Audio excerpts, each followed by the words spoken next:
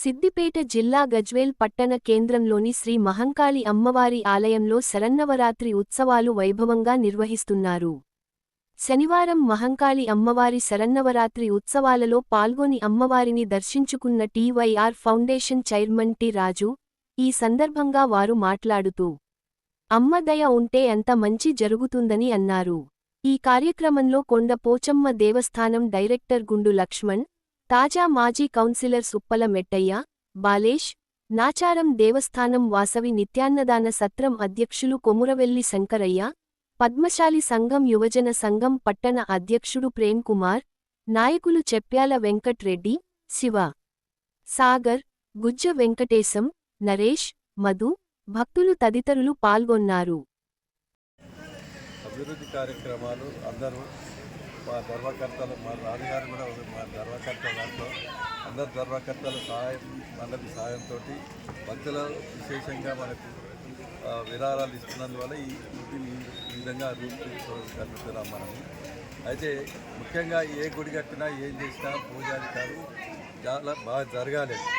వాటిని ఇక్కడ చాలా నందబాల శర్మ గారు, వారి సతీమణి పద్మ గారు విశేషమైన పూజలు బ్రహ్మాండంగా జరిపిస్తున్నారు. దానివల్ల భక్తుల ఆకర్షణ పెరిగి భక్తులు కూడా తండోపతండాలుగా వచ్చి అమ్మవారి కృపకు పాత్రలు అవుతున్నారు.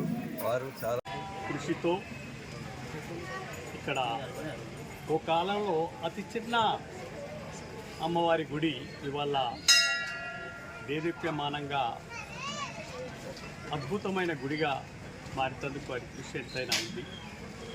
దానికి తోడుగా ఇక్కడ ఉన్నటువంటి సేట్లందరూ కూడా, ప్రత్యేకంగా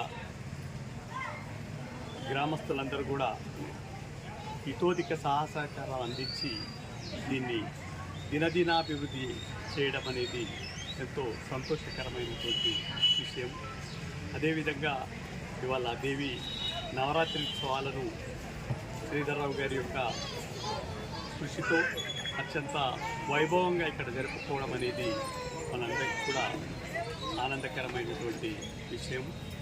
అలాగే ఇక ముందు కూడా ఈ యొక్క గుడి అద్భుతమైన ఆకృతిని పొందేందుకు ఇక్కడ గుడి యొక్క ధర్మకర్తలు, చైర్మన్ గారు నవరాత్రి ఉత్సవాలు జరుగుతున్నాయి.